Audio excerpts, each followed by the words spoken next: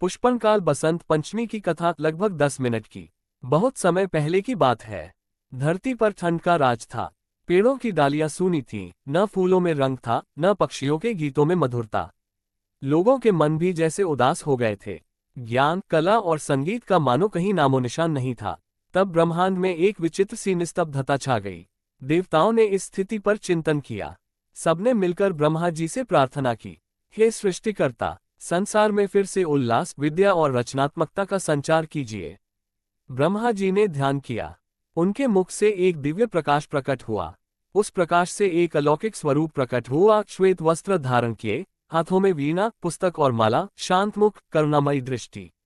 यह विद्या, वाणी और संगीत की देवी सरस्वती थी। जैसे ही देवी सरस्वती ने वीणा के तार छेड़े, ब्रह्मांड में कंपन फैल गया।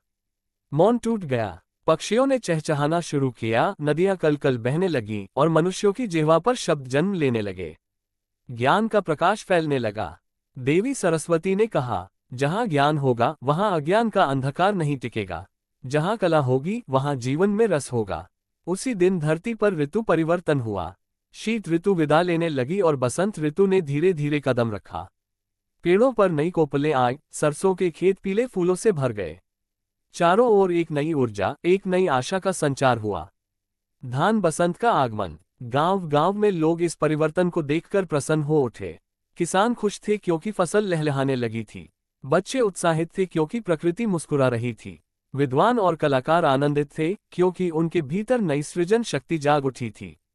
लोगों ने तय किया कि जिस दिन देवी सरस्वती प्रकट हुई और बसंत ऋतु आए, उस दिन को विशेष रूप से मनाया जाएगा।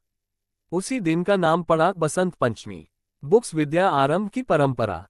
एक छोटे से गांव में एक गरीब परिवार रहता था। उनका बेटा पढ़ना चाहता था पर साधन नहीं थे। बसंत पंचमी के दिन गांव में सरस्वती पूजा हो रही थी।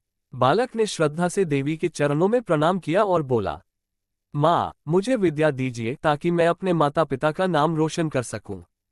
कहते हैं उस दिन के बाद बालक की बुद्धि प्रखर हो गई।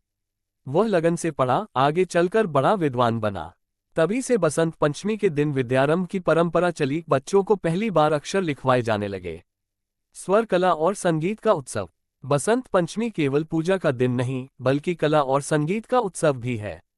प्राचीन काल में इस दिन कवि अपनी नई रचनाएं सुनाते थे, गायक मधुर राग छेड़ते थे और चित्रकार रंगों से बसंत को कागज पर उतारते थे। पीला रंग बसंत पंचमी का प्रतीक बना।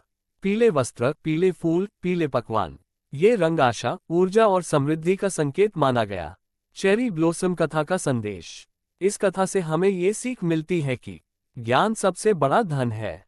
प्रकृति के साथ तालमेल में ही जीवन का आनंद है। नई शुरुआत के लिए सही समय का सम्मान करना चाहिए।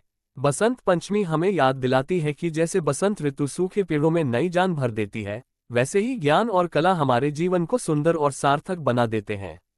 फोल्डेड हैंड्स समापन। आज भी जब बसंत पंचमी आती है तो हम देवी सरस्वती का स्मरण करते हैं।